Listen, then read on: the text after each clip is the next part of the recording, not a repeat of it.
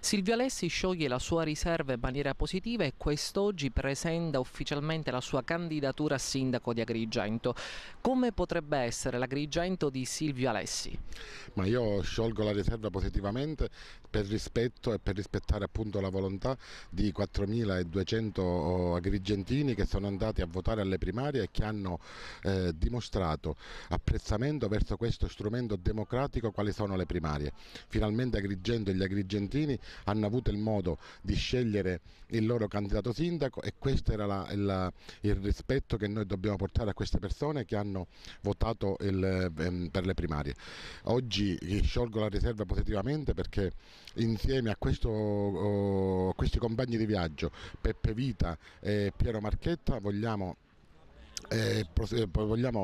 presentare alla città di Agrigento un progetto serio, un progetto che sia per il rilancio di questa città e che abbia la capacità di raccogliere più consensi possibili nei programmi che vogliamo realizzare e che presenteremo nei prossimi giorni, un programma serio che abbia appunto a cuore la sorte della città di Agrigento e degli agrigentini.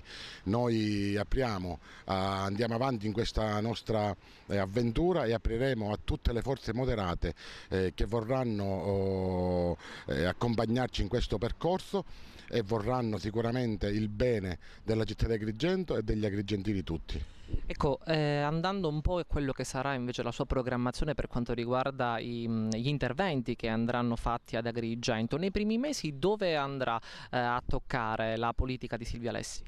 Ma la mia intenzione e quella della mia squadra sarà sicuramente quella di ridare il decoro e la dignità a questa città che da tanti anni è stata calpestata, il decoro alla città ma soprattutto ai quartieri periferici che sono stati abbandonati negli anni. Noi vogliamo ridare appunto con degli interventi che potranno fare nei primi giorni della nostra